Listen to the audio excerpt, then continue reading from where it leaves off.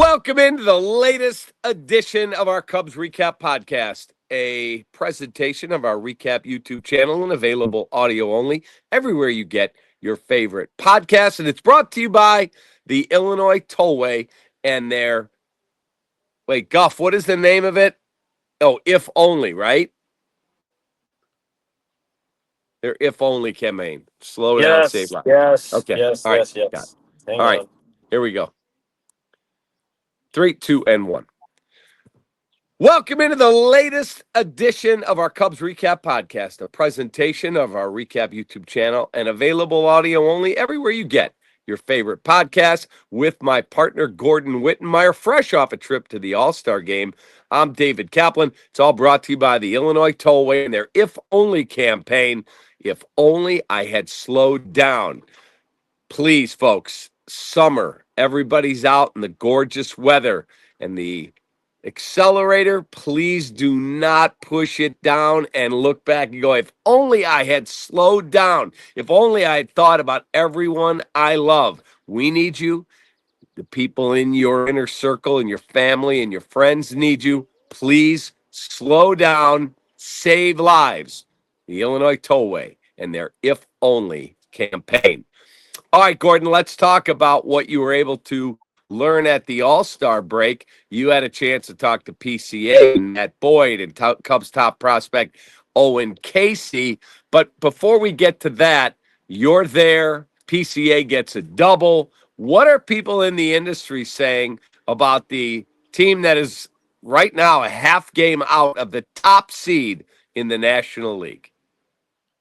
Well, at the All-Star game, they were talking mostly about these players, and PCA might have been as popular as anybody this side of Shohei Ohtani, at least on the National League side, from during media availability, during red carpet stuff, introductions. I mean, they love this guy.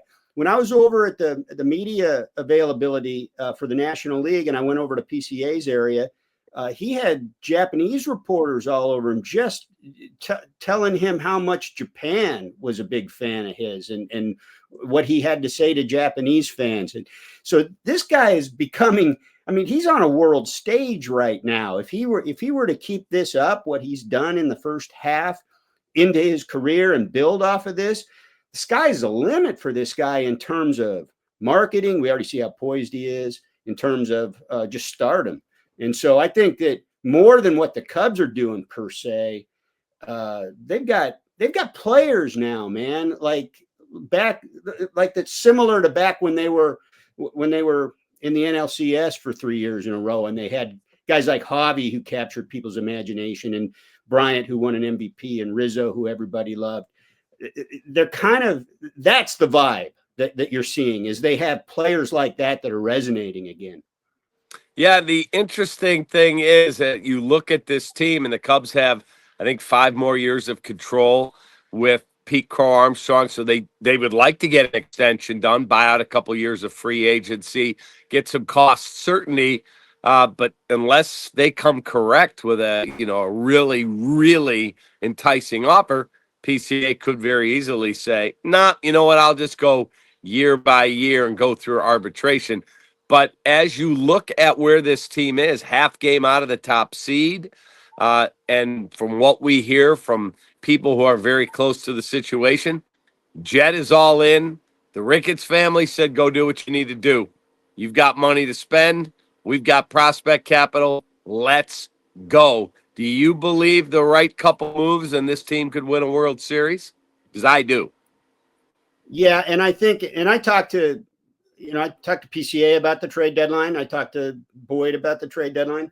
I talked to players around the division about the second half and trade deadlines. I talked to Owen Casey, the top prospect, about whether he expects to get traded. I think he knows he's going to get traded, or at least he's going to be involved seriously in some trade talks as the Cubs try to go big, especially with the outfield the way it is. I mean, he even brought that up. And if you want to play some sound on the last guy standing from the Yu Darvish trade, who may yet net something big for these guys if he's traded for the right player. Here's some sound from Owen Casey. First of all, just from where you were when you first got traded over to Chicago to what you've done so far, how much have you sort of proven to yourself, if not baseball? I mean, I knew what I could do. Just had to prove it to other people. Really just play my game, and I knew I was capable of, and just really putting it on the field and making it come together, and just continuing to have success and not, getting too big-headed, just really staying even keel, and just continue to play baseball and want to win. You got traded over for Darvish. Yeah. You're kind of the last man standing in that group of prospects that came over, and now your name's all over the place again. Are you bracing for the possibility that might happen again? Not really. I don't have Twitter. I don't have anything like that. I don't really listen to anything like that. Like, my parents are good with it too. They don't tell me anything, like, because they have Twitter and stuff like that, but I don't. And to be honest, I don't really care. But of all the guys that aren't big leaguers who know how the business of baseball works, it might be you. Yeah, I mean, I just really try not to pay attention to it at all. It's not really, playing GM isn't a good idea because you never know what's going to happen. So, yeah, I just try to play baseball. That's it. Yeah. When you look at the outfield that they got going right now, especially if they were to keep Tucker, what does that make you think as you get closer? Just play baseball. I mean, I'm not going to really try to think I'm going to trade or anything like that because, like I said, I don't really know. So I just show up to the ballpark every day with a smile on my face and just try to be the best I can on and off the field. But those guys up there right now are great. Pete, Seiya, Ian, Kyle, they're doing a great job. They're winning, which is nice to see. But my time will come.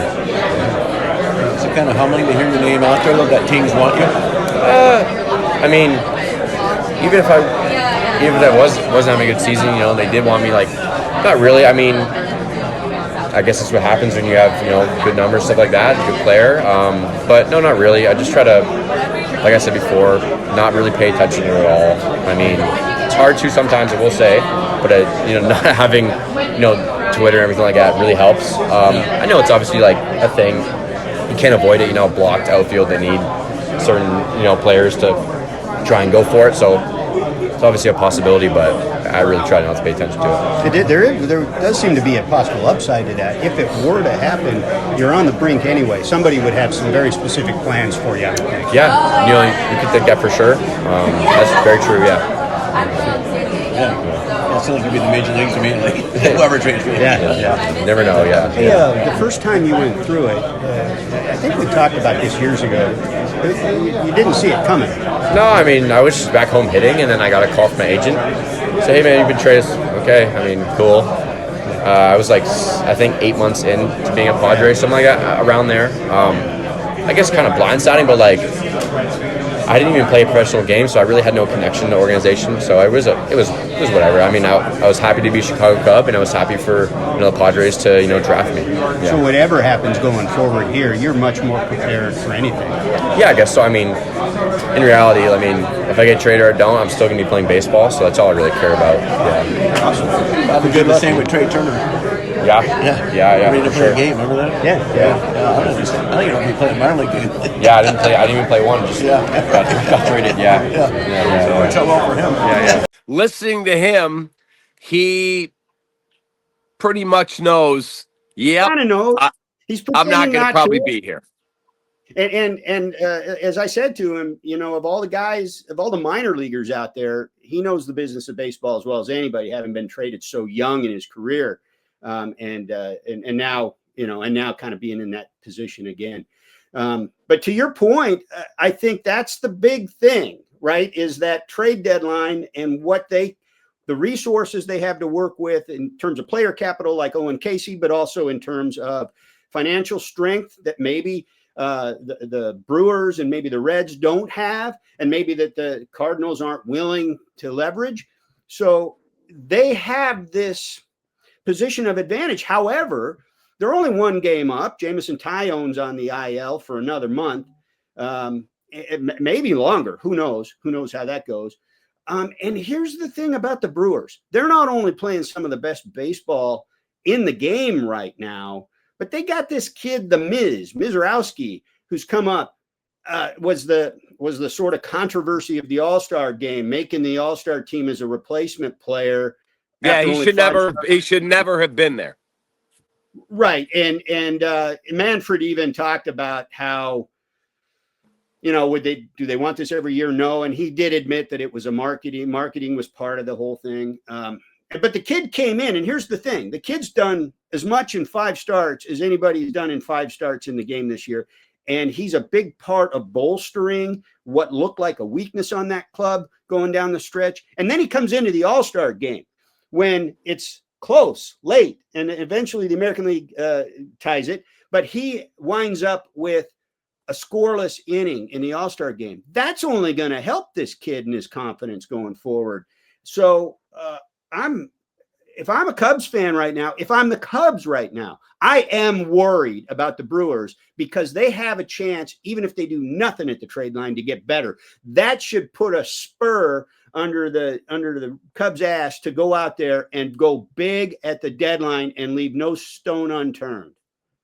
Okay, you talked to Pete Crow Armstrong, who was part of a deadline trade, and then Andy Martino, who we both know, who's been around that Mets beat for a long time, dropped a bombshell that last year at the deadline, they reached out, the Mets, to the Cubs regarding trading Pete Alonso and getting Pete Crow Armstrong back. And the Cubs said, not interested. Thanks. Appreciate it. Good try. You're not getting him. But here is Gordon's chat when he had a chance to catch up with Pete Crow Armstrong about his team. This was the most tight-knit big league roster I've been a part of.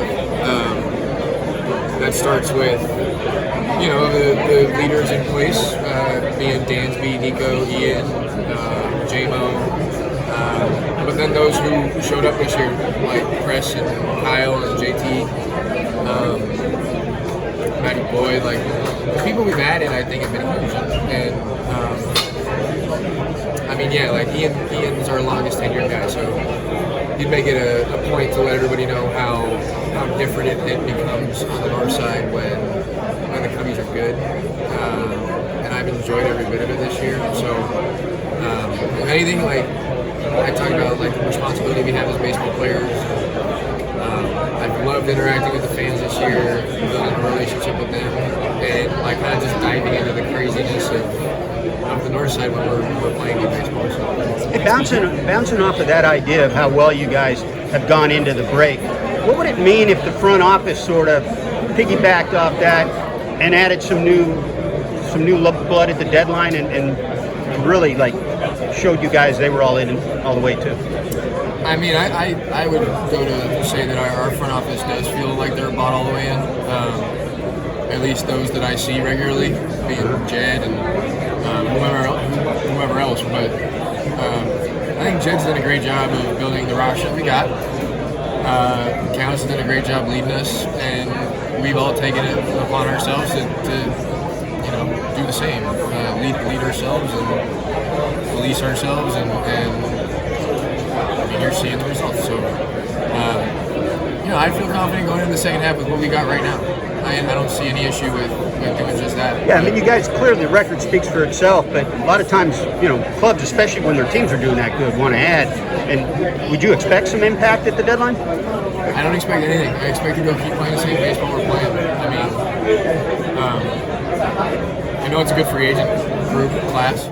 Look, I love this kid. I got to know him in Class A. I went down to South Bend and spent time with him. I got to know him again. He did it in spring training the year after he's traded. Yeah, good kid. Yeah, great kid. He's a great kid. And then I did an event at Obvious Shirts with my friend Joe Johnson with PCA and then Cubs prospect Matt MVvis.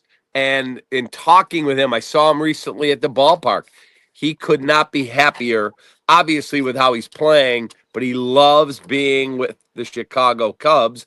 And I truly believe they'll figure something out this offseason and get a deal done to have him here for the next several years. But again, they do have control. But when you hear him talk about it. You heard what he said about how close in the clubhouse that is and right. how good he feels in that clubhouse. I think that plays. I think that plays in the whole equation. The Cubs just have to not try to short arm him when it comes to paying the bill. So, in talking with people around the game, I talked to a former general manager the other day, and I said, if you were running the Cubs, what would you do with Kyle Tucker? He said, look, Kyle Tucker's not going to sign in season unless you overpay dramatically. There's no reason for him to do that. He said, would I overpay dramatically to get him signed right now? I would not. I would let this play out. He said, I'm telling you, he loves being a Cub. He loves it in Chicago. And let's see where the market goes. That's what he said to me. I said, how much do you think he gets? He said, I laugh when I hear people say, oh, he'll get 600 million. He said, I don't think this is this guy, not me. He said, I don't think he's getting 500 million. He said, yeah, well, I think your guy's right because of his age. That's what he said. He goes, look, he goes 500 million to as he said, to Guerrero, Vladimir Guerrero Jr. He said it's spread over 14 years. He said, you're not giving a 29-year-old guy, he'll be 29 next January. You're not giving him a 14-year deal. That's not going to happen. He said, do I think he's going to make tremendous money? 100%. Do I think he's getting 500 and 600 million? I do not. And I said, well, what about the Mets? What if they decide to do that?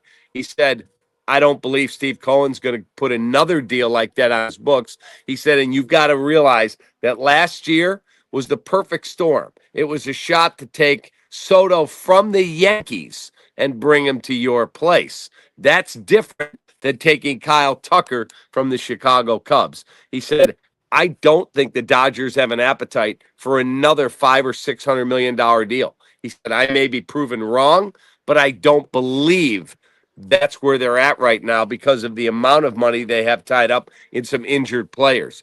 He said, I truly think if the Cubs come correct, that deal's in the fours. That's what he told me. You agree? Yeah, I mean, look, I agree with almost all of that. I mean, the Mets, Steve Cohen doesn't have to go out and get this guy. I mean, he doesn't need him.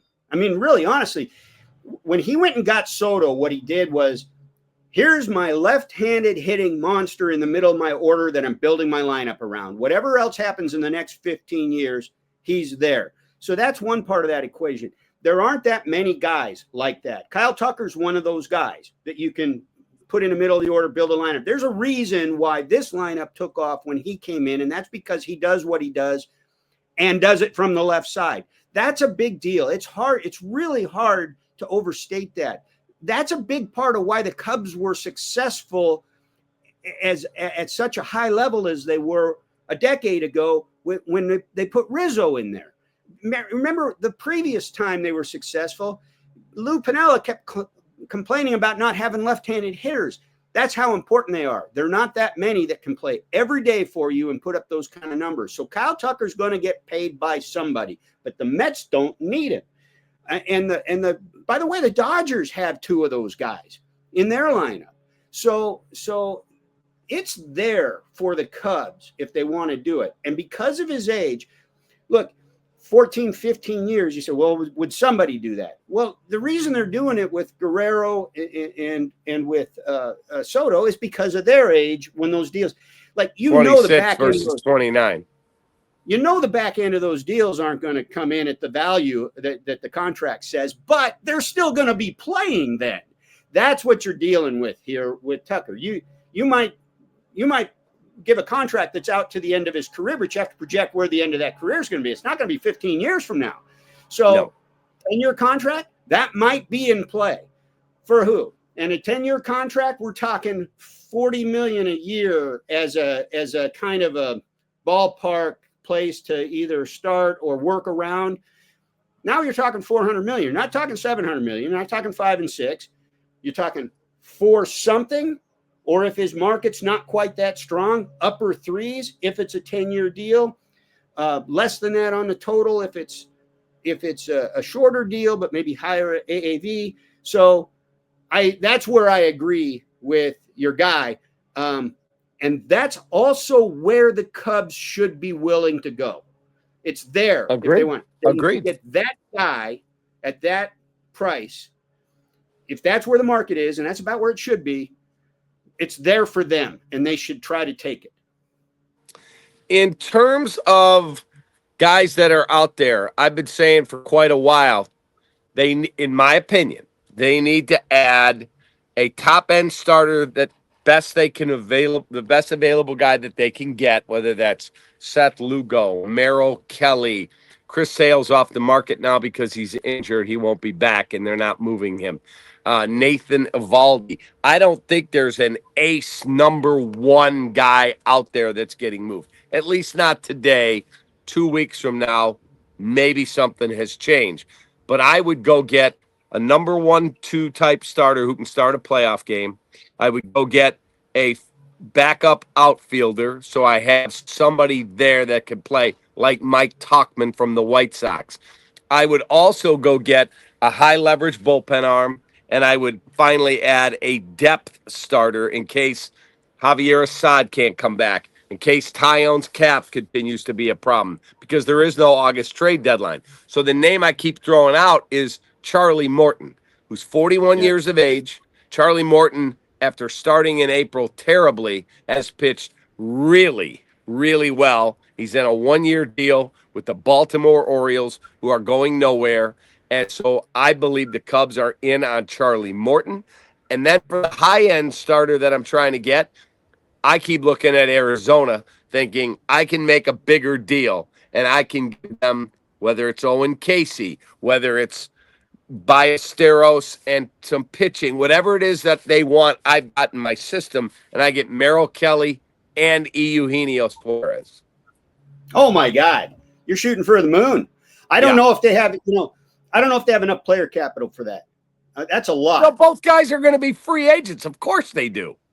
I get it, but they're also impact guys in the moment, and that's what those teams are leveraging. Guys that can put you over the top once you get to October. Not even necessarily get you. I mean, they'll help get you to October without a doubt. These are guys that can put you over the top when you get there, especially the pitchers. Those are going to be high value, high cost guys at the deadline.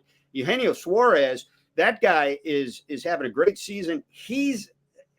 Like it was scary. You saw in the All-Star game, he got hit in the hand, and he didn't hit in that home run swing off at the end because of that. But I was in the clubhouse afterwards, and he said he was fine and going forward. So that was a big breath of relief for the Diamondbacks. But he's going to be on everybody who needs a hitter, especially in that spot. And that's a spot where a lot of guys could use somebody. He's going to be highly sought. Look, if you can get Merrill Kelly, now if you can get it, I don't know how. I mean, if I'm the Diamondbacks, unless somebody comes in and gives me half their farm system, and it's a really good farm system, I'm not putting both those guys in the same deal. But if you can get Merrill Kelly, you've won at the trade deadline. And then whatever else you do, it kind of adds on to that. And then you definitely need some more bullpen depth, because that bullpen is what wins in the postseason as much as anything else these days. You need some depth there. And we all know, I mean, you can put guys from the rotation in there, but I think that Merrill Kelly's top. If you can get some depth starting behind that, I mean, Charlie Morton would be Charlie Morton went 5-0, 280 something in his first 7 starts back after rejoining the rotation in May. If you can get that much out of him down the stretch, you at least assure you're in the playoffs, because they can probably get in doing just a little more than 500 the rest of the way. So that would be a huge insurance policy for them. Yeah. The other one, I would talk to Chris Getz and say, I'll make you a nice deal here. Tell me what you need reasonably out of my system. I want Adrian Hauser and Mike Tauchman. Yeah, that's fine. You don't have a backup center fielder. You do not. Yeah, that would be actually. That's the kind of depth you should be looking at. Is sort of a little bit of redundancy, some backup here and there. Because one of the things, we tend to look at that first half with the Cubs and say, boy, they got snake bit by injuries and they've managed to survive. Really, it's just been pitching injuries. They've stayed remarkably healthy with that lineup, which has been a godsend to them because that lineup came out of the gates firing and has been so powerful. I think they've got the best run differential in the game, largely built on what that offense has done. And so that's where you definitely want some insurance against that down the stretch, both defensively and offensively, because that's the other thing that lineup has done. It's played defense like few teams, if any team in the game, cross the outfield, up the middle, and that's been huge for making the pitching staff as good as it is. So can you count on that same level of health with the lineup over the last 2.5 months? That's the thing that, nobody can, right? So you want some insurance there too. And, but I view that as buying insurance, not going out and adding an impact bat. That I'm not worried about. I would be worried about pitching. Let me ask you this question. Your experience, you've been around the game a long time like me. Would you have paused trading Owen Casey because, well, if we don't get Tucker re-signed, he's probably our starting right fielder next year? Or, I don't care about next year, I'll figure it out in the winter. I'm all in on trying to get my team to a World Series. How would you handle that? Look, again, to repeat your point, I've seen a lot of teams. I've covered 5 different teams as a beat writer, almost 30 years as a beat writer. Backup writer before that. I've been in clubhouses since the 80s. I've watched this game up close and personal from a lot of different perspectives. There's one truism in the game. You can never count, no matter how good your team is, you can never count on being in the position you have now. And some of the things going on with the Cubs right now are things that happened organically, not because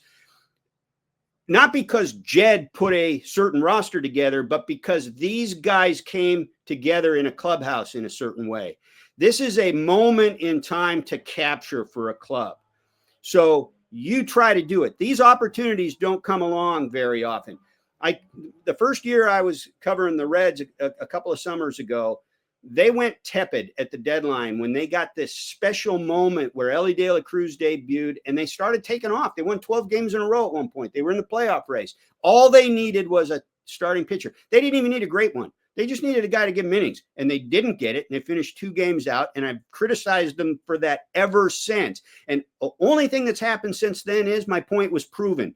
You can't count on being back in this position no matter what you do as a front office. You need to leverage this. So to answer your question, I would absolutely trade Owen Casey in a second if it was the deal I wanted to get the player I wanted now. Because in this moment, what they have now does not come along very often, even when you spend money, even when you think you put your team together.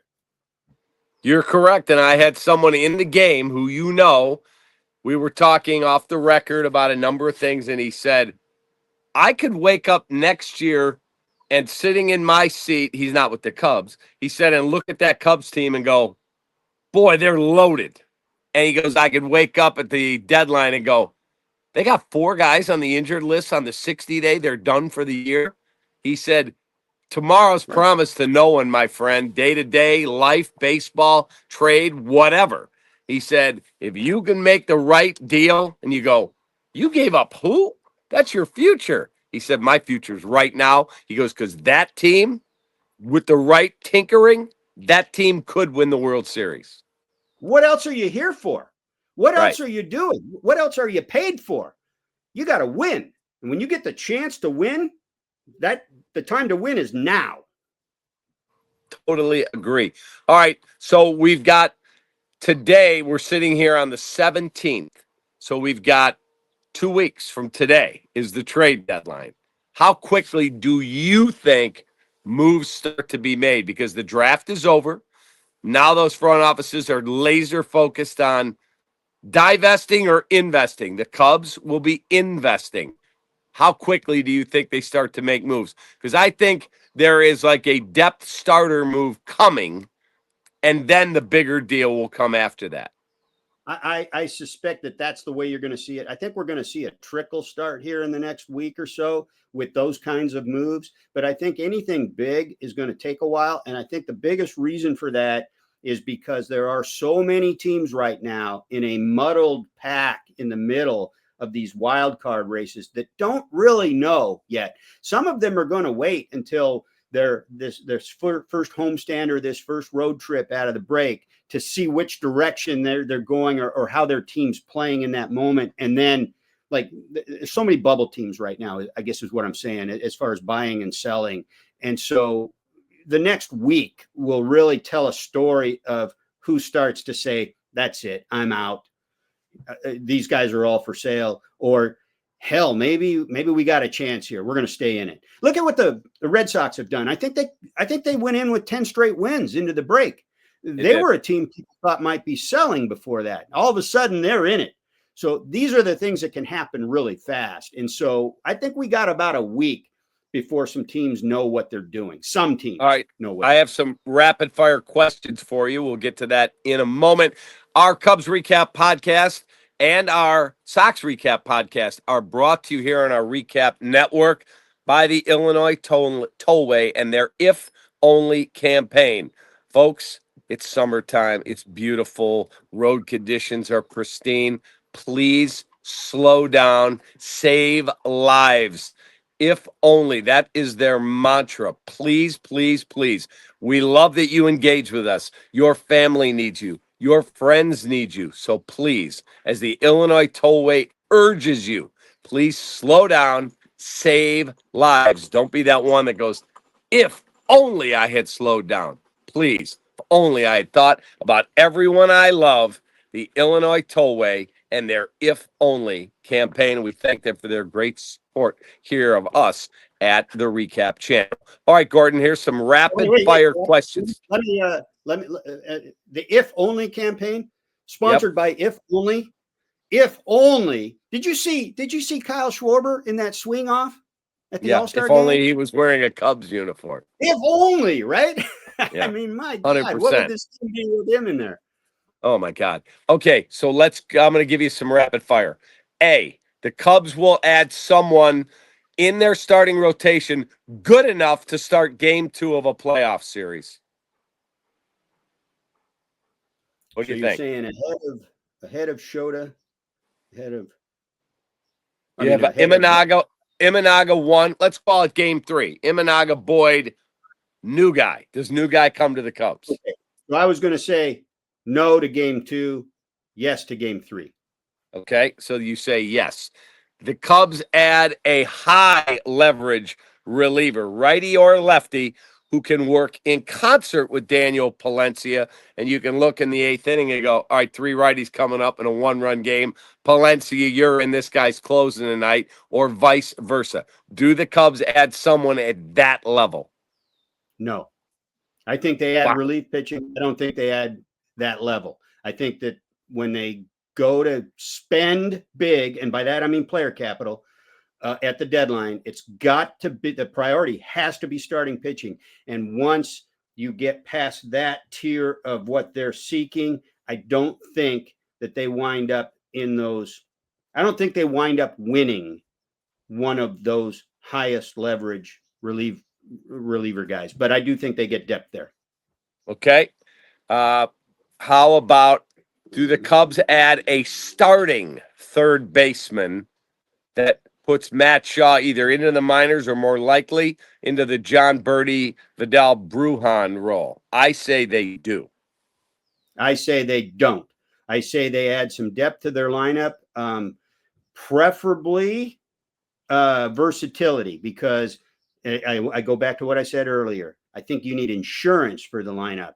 I think the priority has to be the pitching staff when you go out and swing big at the deadline, but you do need some insurance for the lineup. So I think you'll see a veteran added, and I think that veteran will be able to play multiple positions.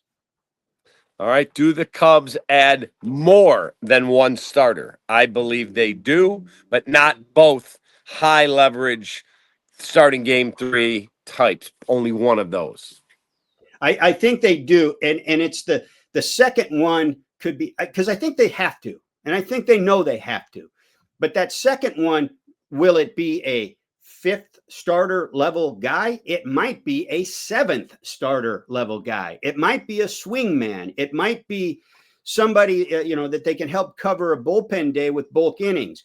So it could be somebody further down the list than maybe we might think of on our radar.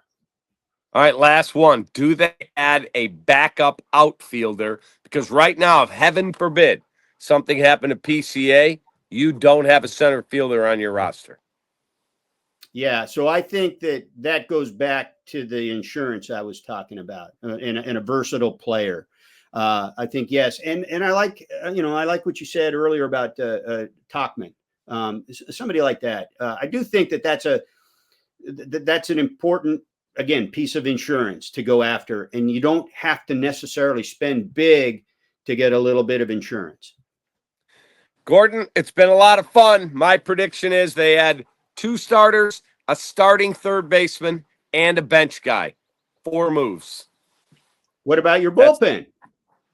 They'll add somebody there. I think it'll be part of a larger deal. I'm not sure they go get 2016 Aroldis Chapman type. I think they get a good reliever, somebody you plug and play, 7th, 8th inning. I think Palencia is the closer. But I do think they get a third baseman. I do think they get 2 starters, and I do think they get a backup outfielder. So there's my wish list, and that's what I've got. I'm not quite as optimistic as you, but I do see 2 starters with the caveat that one of those starters could be a swing man who actually joins the bullpen initially. And I think they'll, as far as big league guys that'll be on the roster the day after the trade deadline, I think you'll see 1 on the hitting side added. And I think he'll be a versatile player who can be insured at multiple positions. I need Eugenio Suarez. Well, then you're going to go without Merrill Kelly. I mean, that's the way I see it. I'm getting the 2 of them in one deal. Good luck, Cap. Gordon, have a great day, man. All right, you too. All right, that is my partner, Gordon Wittenmeyer. This is another edition of our Cubs Recap Podcast, a presentation of our Recap YouTube channel, available audio only everywhere you get your favorite podcasts. And it's brought to you, as always, by our great sponsors at the Illinois Tollway. Their If Only campaign. If only I had slowed down. You do not want that to be something you're saying. Folks, we need you. Your friends and family need you. Please slow down. Save lives. The Illinois Tollway and their If Only campaign. For Gordon, I'm Cap. Go Cubs, baby. Take that.